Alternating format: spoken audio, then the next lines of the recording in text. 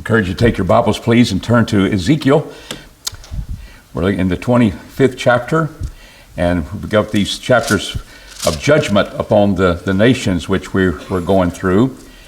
And we're looking at these first ones in this 25th chapter of Ammon, Moab, and we'll look at Edom and Philistia and Tyre as well in this section. So it's good to see you here and realize that here we're taking a break from all of the signs that Ezekiel was given to the people that indeed judgment was coming, and turn it upon the judgment of the nations which had turned against God and which had not served God the way that God deserves to be served. And so there was judgment come upon them. How they reacted to God's people was another reason for the judgments. And we see some interesting things and even some fulfilled prophecy that we're looking at. But we want to sum up what we looked at in chapter 25. What one fact would be clearly demonstrating the fall of all four of these nations: Edom, Philistia, Moab, and Ammon. What fact did you see there that would say that this is true for all four of them? This is of Jehovah. They will know of it. That's right. Through what? His judgments. So we notice there in chapter 25 and verse 7, "Therefore, behold, I have stretched out my hand upon thee and delivered thee for a spoil to the nations. And I will cut thee off from thy peoples, and I will cause thee to perish out of the countries." So there's punishment. "I destroy thee, and thou shalt know that I am Jehovah." We look at Ammon, Moab, verse 11. "I will execute my judgments upon Moab, and they shall know that I am Jehovah." Chapter 4, verse 14. When he speaks about Edom, he says, "According to mine anger, Edom's going to be judged. According to my wrath, and they shall know my vengeance, saith the Lord Jehovah." God's having vengeance upon the people because how they acted toward his people. And then verses 15 through 17, we notice the Philistines. So I will execute great vengeance upon them with wrathful rebukes, and they shall know that I am Jehovah when I shall lay my vengeance upon them. So here's knowing God in the Old Testament. Vengeance belongs to me. We see that in Romans 12 when we're let him have his place, because we're not to take out our own vengeance upon others. God will do that, and we see examples of that happening. But the thing that I want to stress again, when you have this greater knowledge of God's Word, we're looking at the Old Testament, going into some details that maybe a lot of people don't think about or read or think about, that one of the ways we know Jehovah is through his judgments. He's going to cast people into everlasting fire. Cast is just not, nudging them, it's casting them. And you say, well, how can God be that? He's a holy God. His wrath will be just. It's not out of control, but it's wrath. And it's because of how people act, and even nations are judged in time by Jehovah. And you can know Jehovah, the power that he has to bring forth the judgments that he does. And in the New Testament, we see, behold, the goodness and the severity of God. And most people think God is just a grandfather upstairs and man upstairs, and he's just going to treat all of us kids. We're all going to make it, and everything's going to be fine. That's not the God of the Bible. That's not the God of creation. That's not the God who's revealed himself in the Word of God. It's the God that we're seeing here in the Scriptures. Any thoughts that you want to add to? We talked about those before we get into chapter 26. All right, question number 5. Tyre will become what after God's judgment upon them? We spend a number of chapters. In fact, we're not through with it when we go to 26, 27, 28. It would be 29. And even throughout this section, we'll come back to the judgment upon Tyre. So we'll spend some time on that. But we want to just we're hitting some high points here. What after God's judgment, you're going to know that I am Jehovah. We got that down. But what will Tyre be? What do we see here in this first part of chapter 26? David?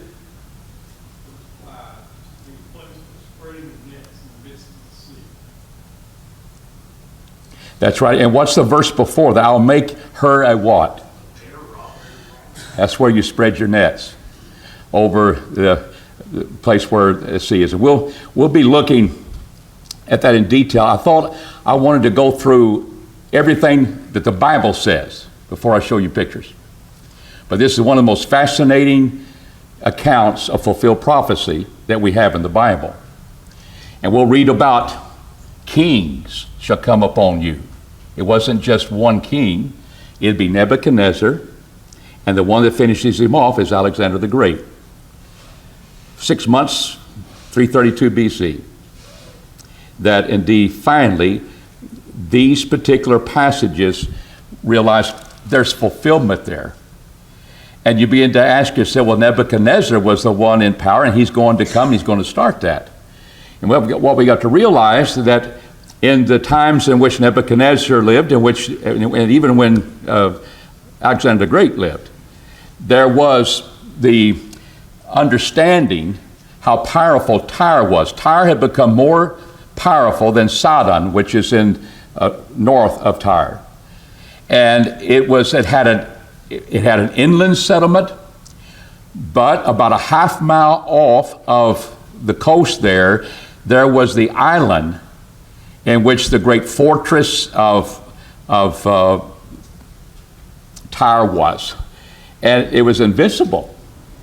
It's 150 feet, 175 feet walls around that of the city in its glory days. And Nebuchadnezzar, he didn't have a navy. And he could not take the island.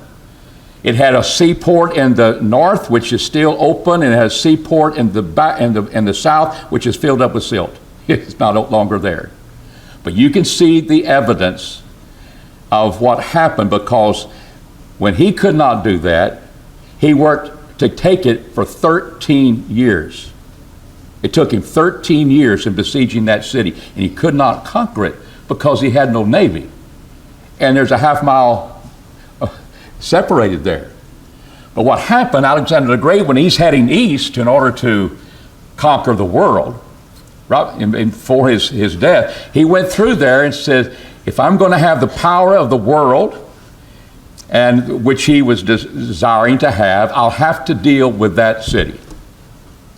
And what he did, he came back through after he conquered nations that he was conquering. He came back through, and he had the same problem. So what he did, he destroyed the city of Tyre, made it a bare rock, because he took all the rocks and the dirt, and he made a pathway to the island. It was 200 feet wide, half mile long. And Tyre became a bare rock at this time, because they took all the stuff to make that. And you can still see the idea of remains. Now, silt has built it up. It's a lot larger now, but when they could get an army over. And it wasn't easy for Alexander the Great to conquer that, but he finally did. He came to the city. It's an interesting story of why he was so mad. He determined to do that.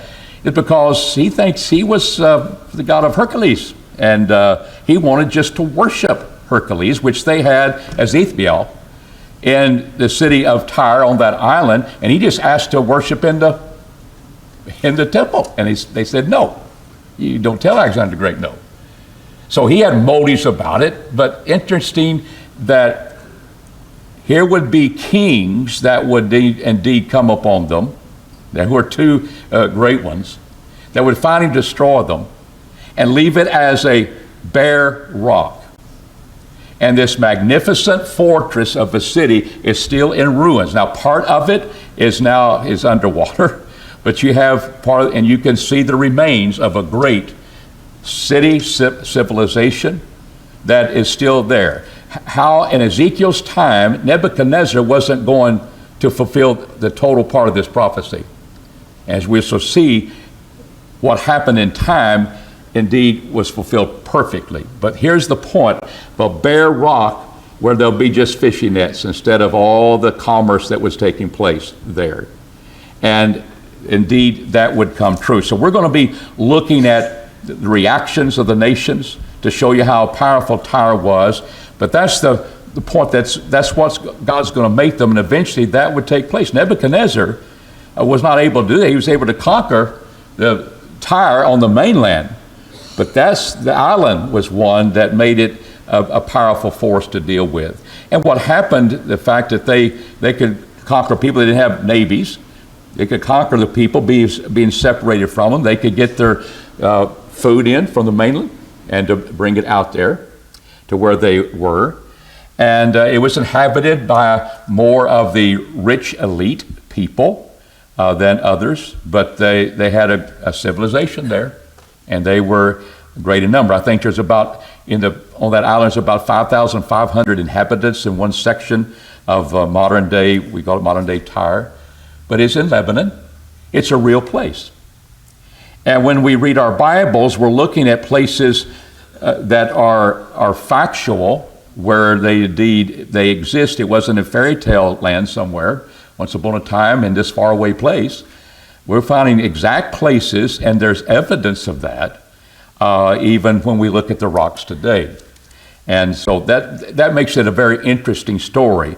But I wanted the Bible to form your mind what we should be looking for, and see indeed if that prophecy is not going to be fulfilled in how we're looking at it. Any comments or questions about that? About a bare rock for your fishing nets, and that's exactly what it became.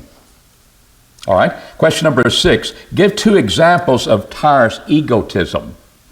One of the problems, and you'll see, to be like Tyre, you understand why you think you're great, because they were great. And I think God acknowledges from a viewpoint that indeed that could be true. But what do you see in this text where it shows the egotism that they might have? Jerry, the 2 that I found were in 26:2. They were saying that they'd be replenished when Judea went down. They said it against Jerusalem, I shall be replenished now that she is laid waste. And then the next chapter, verse 3, Tyre, you have said, I am perfect in beauty. Yes. I'm perfect in beauty. And it's that, and he's going to emphasize that later as well. But the 26:2 is the fact of not only their beauty, but then we'll get to replenish ourselves. It may be egotism out of greed. We're going to be able to, they're going to be out of the way. We'll get what they have, and therefore they didn't care about God's people. But we're beautiful, we're great, and we're going to be rich. And there again is the egotism that they had. It's not the fact that will be God involved with this. When God said, Israel, you're going to turn away from me when you get rich. You'll forget who gave you that. I gave you the opportunity to be rich, the ability to be rich. And that was not in the case. It was that self thinking about we're great people, that nobody can conquer us. We are greater than all, and we are so beautiful. And he'll kind of hit on that as well. But those are the 2 I had in mind. David? I wrote down, like Bill said, 27:3, because I'm perfect with you now. But that's not egotistical. And then also 28:2, it says, you said, I am God. That's pretty egotistical. That's the one I'm thinking of too. It is, and of course 28:17, thy heart was lifted up because of thy beauty. Yeah, you had a beauty. You said you had beauty, but the fact of, it's not that he said, I am God, that he thought he was God, like Caesar. He worshiped a god that he thought the Greeks would be Hercules. But he was a god, and Ezekiel is going to play on that as well. But it's the fact that his heart was lifted up and said, I am a God. I sit in the seat of God in the midst of the seas. I am above everybody else. I am a God, I don't think he was in competition with Hercules. He worshiped him. And it's kind of the family that Jezebel came, and you understand why Baal worship was brought into Israel with Ahab the king. Jezebel was of that family. But they worshiped idolatrous gods. But he said, I am, as a God, I am above all others. That I sit in the seat of God in the midst of the seas, yet thou, he said, thou art man and not God, that thou didst set the heart as the heart of God, as if I'm above everyone else. So there's I don't think would he mind being worshipped. I'm not saying no. I think your point is well. He said he's a God, but it's out of that lifted up heart that I can sit in that place and control things as if I were God. But there's the beauty. I think the egotism of I'm going to get rich, and there's the greed part. But the idea of setting ourselves up as God is the other ego that's taking place there. And the king was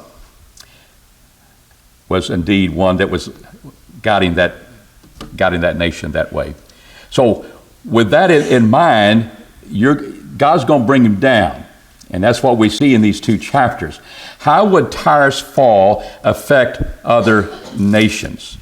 So let's notice in 27. This will take 27 that we're looking at, and you'll see how exalted they were. So what do you see in these first 11 verses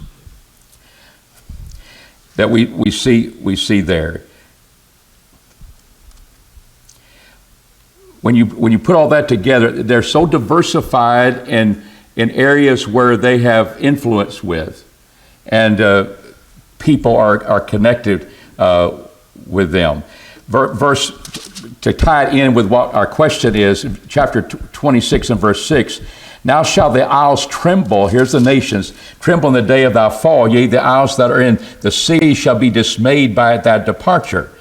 For thus saith the Lord Jehovah, when I shall make thee a desolate city like the cities that are not inhabited, when I shall bring up the deep upon thee, and the great waters shall cover thee, then will I bring thee down with them that descend unto the pit, to the people of old time, and will make thee to dwell in the nether parts of the earth, in the places that are desolate of old, and them that go down the pit, that thou shalt not be inhabited. And will set glory in the land, and I will set glory in the land of the living. I will make thee a terror, and thou shalt no more have any being, though thou be sought for. Yet shalt thou never be found again, saith the Lord Jehovah, as this great nation. So the word of Jehovah came again to be saying, thou son of man, take up lamentation. So now the key to me is that the nations mourn. You know, we sometimes, well, I'm glad Tyre's out of the way, and that sort of thing.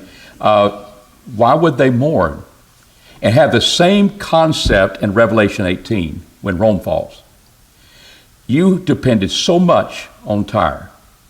You made your money from Tyre. They made money off of you. There was such an influence of Lebanon, the trees of Lebanon. What built Solomon's temple? The trees of Lebanon. We're 50 miles from Beirut, the city of Tyre, that today, and we're seeing the modern country. We see Lebanon. That's where it is. It's 100 miles from Jerusalem. And during those days, there was Solomon in building his temple. Lebanon was involved in that. Let me just give you a flavor when you look at these first 11 verses. O thou that dwellest at the entry of the sea.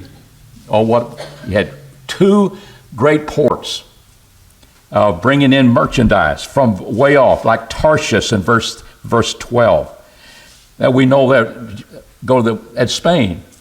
That's the other end of the Mediterranean Sea. And thou art a merchant of the peoples unto many isles. And thus saith the Lord Jehovah, and thou, O Tyre, hast said, I am perfect in beauty. Thy borders are in the heart of the seas, and the builders have perfected thy beauty. They have made all thy planks of fir trees from Shinar, and have taken a cedar from Lebanon to make a mast for thee. Of the oaks of Bashan have they made thine oars, that have made so forth. Verse 7, a fine linen with broidered work from Egypt was thy sail. That may be an ensign, blue and purple, from the isles of Elisha. It was of thine awning. Was thine awning. And the inhabitants of Sidon and Evid were thy rowers. Wise men, O Tyre, were thee. They were thy pilots. O men of Gebal. That's on the mainland, in the area of Lebanon. Wise men thereof were thy caulkers. Ships had to kind of fix the leaks. They were there to do that. All the ships, yea, and with their mariners, were also in thee to deal in thy merchandise. Persia and Lud and Put were in thine army, and men of war. They hanged the shield and helmet in thee. They set forth thy comeliness. The men of Arvad were thine army, were upon thy walls round about, and valorous men were in thy towers. They hanged their shields upon the walls round about. They have perfected thy beauty. She's great. Yeah, that's why she said, I've got great beauty.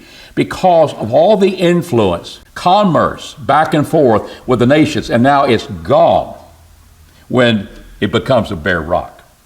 So there's lamentation because we can't get any money.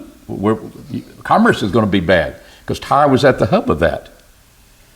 Notice in verse 12, Tarshish was thy merchant by reason of the multitude of all kinds of riches, with silver, iron, tin, lead.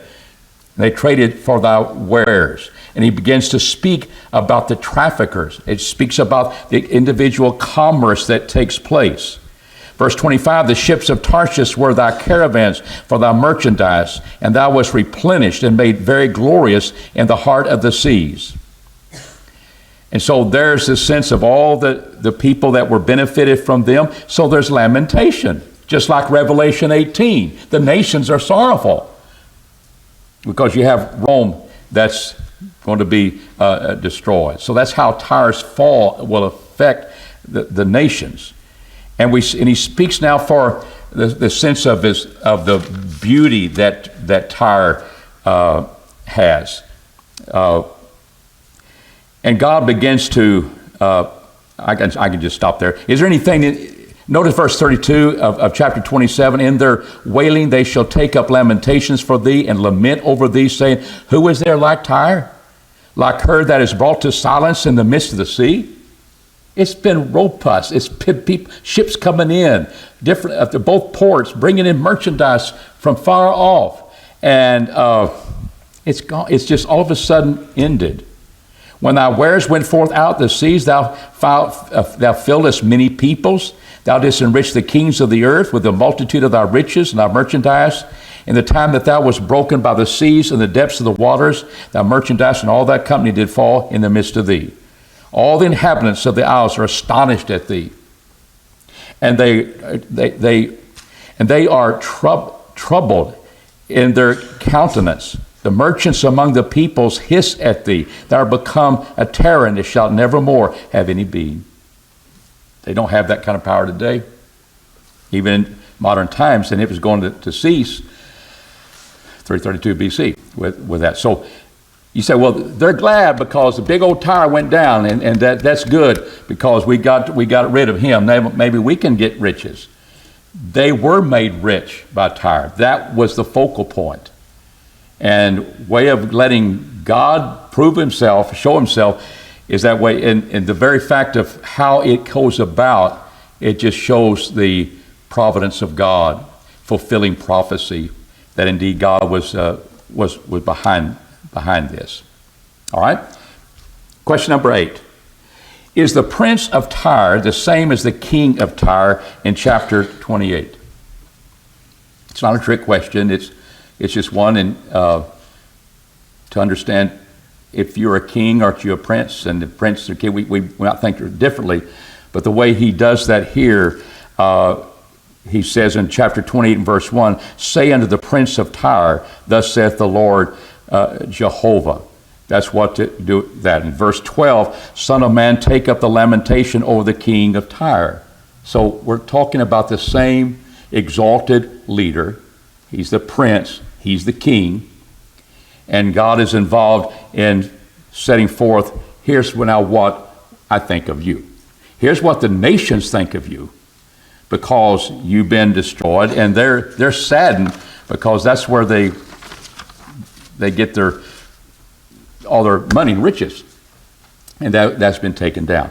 So now we begin to see in chapter 28 where he deals with this, and it's an interesting chapter dealing with that. It's verse 20. He said, "I'm a god." No, you're just a man. We talked about that, and we have the Roman Empire, the nations itself, its leaders. To be fair to the point of, he did say, "You said you're a god," even though I know he worshipped a special god, not himself, others. But we said Caesar worship.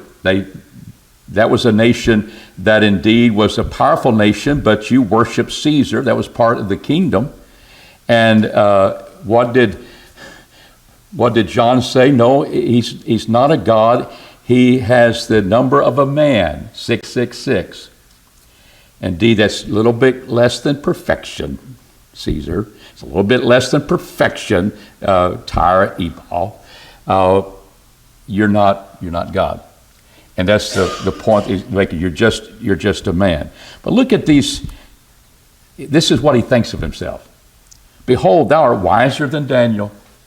I think there's a little irony he's giving forth. "There's no secret that is hidden from thee.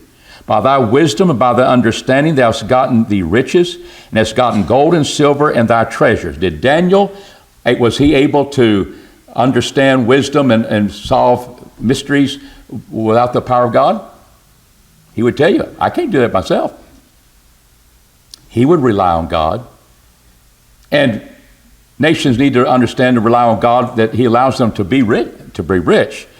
But he said, we've done this on our own. He says, "And hast gotten gold and silver and thy treasures. By thy wisdom and by thy traffic hast thou increased thy riches." On the surface, that looks like what's happened. They had a lot of traffic going through there. "Thy heart is lifted up because of thy riches. Therefore thus saith the Lord Jehovah, because thou hast set thy heart as the heart of God. Therefore, behold, I will bring strangers upon thee, the terrible of the nations, and they shall draw their swords against the beauty of thy wisdom." And there'll be two nations that would do that, plural. "And they shall defile thy brightness." You're shining pretty bright in your own glaring self-image.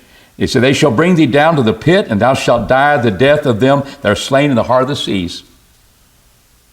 Wilt thou yet set before him that slayeth thee, I am God?" Somebody kills you and you still say you're God? Some God. "But thou art man and not God, in the hand of him that woundeth thee.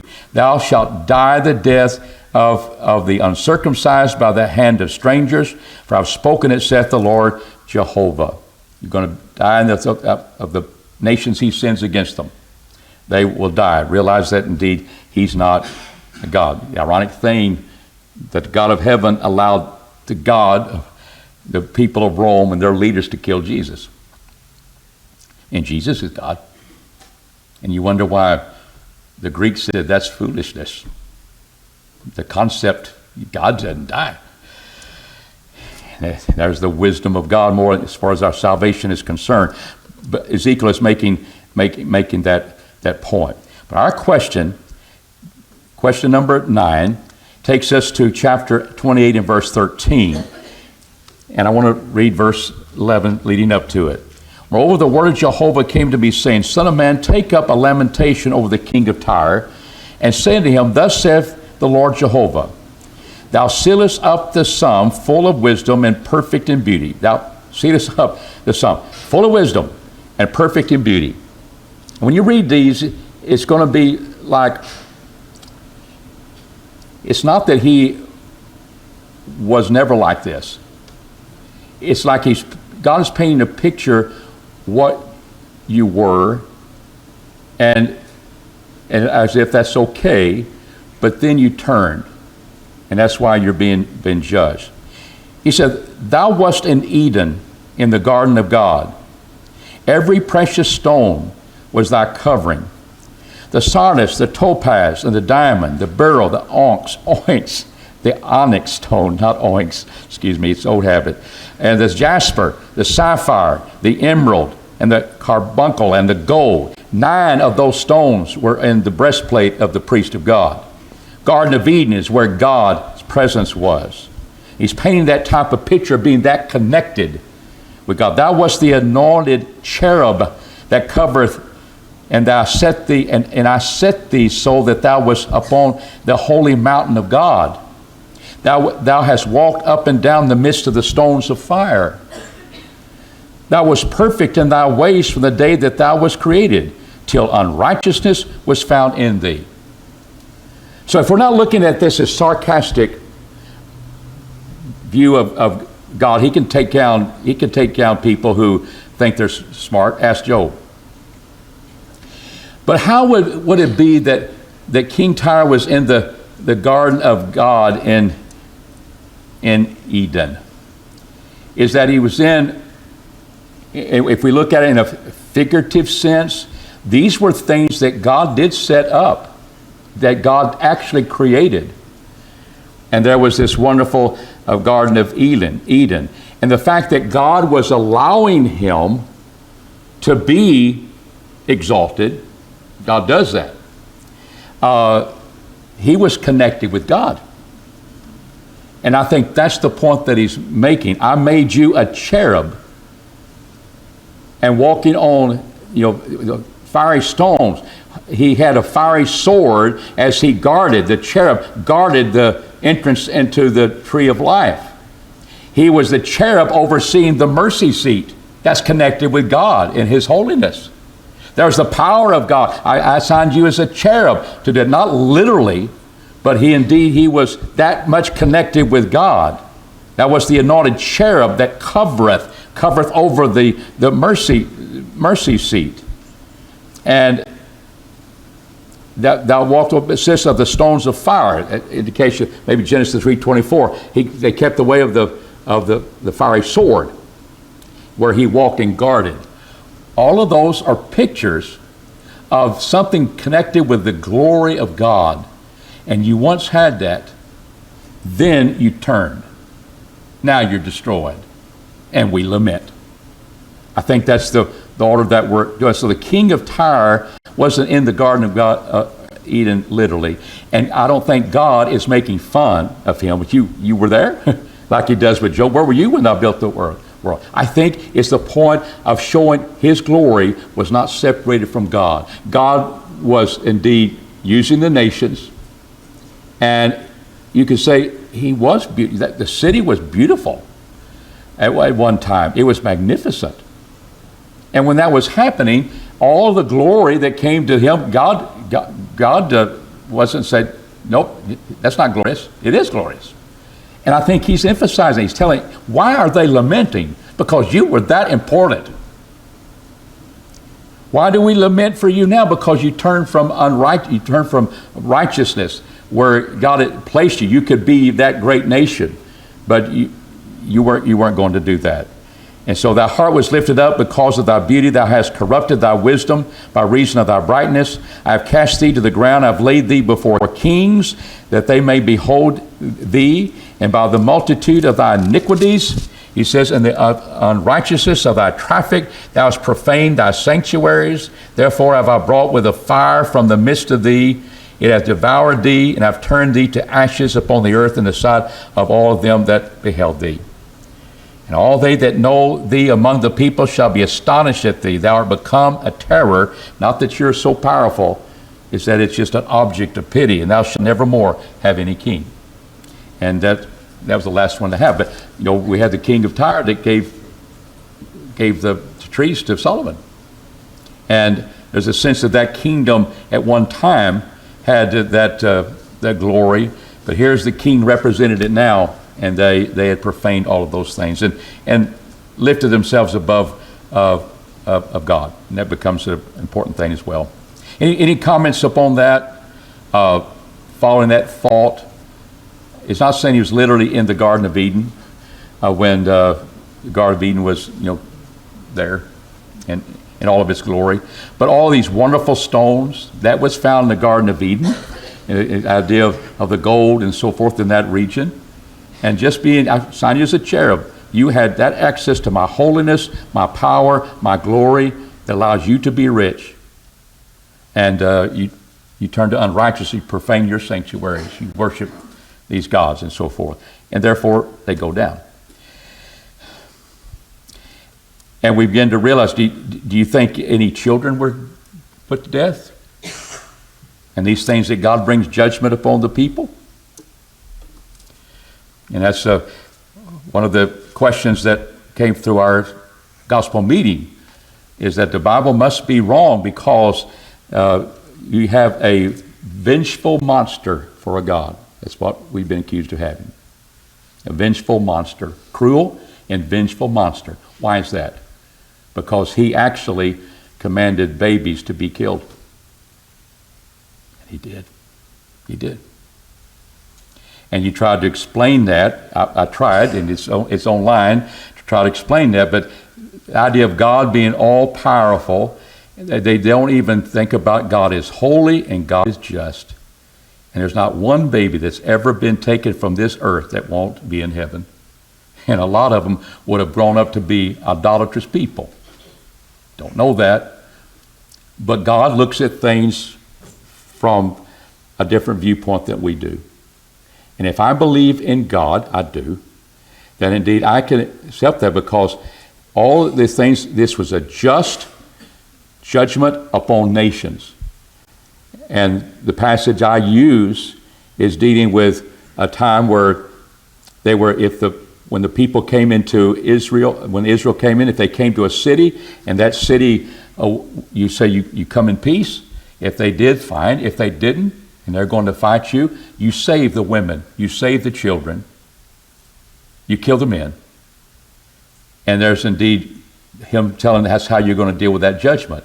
But if the cities of the Canaanites is going to be there, you kill everything that breathes.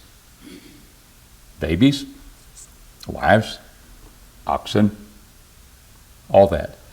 And you begin to say, well, why is that? It's because what happens, anything that breathes with that culture, they could lead people to idolatry, and God's people were living there. If cities were far off, and they were coming in just to battle, we had to have a war, you save the children. So you got to look at how God did it, because he's a holy God. And he commanded them to destroy those that were going to live nearby them. Those children are safe. They don't need to be saved. If you follow God's teaching, you wouldn't have the evil influence around you. And indeed, all of that is just. And people who served idolatrous ways, those parents, they're going to be lost for eternity. God's judgment's upon them. But the baby issue touches us, doesn't it, with our emotions. And when you look at God being holy and just and so forth, we realize this is how he's looking at it. That doesn't mean he doesn't exist. But that's the type of atheism. They look at those things. It's cruel to demand love for somebody who is over you. It's a master. And he said, love me.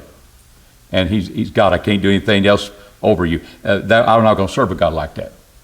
That's the way atheists work. So you got to think in those terms, but that's how they look at it. But you need to find an answer for that so you can help somebody who believes that as well.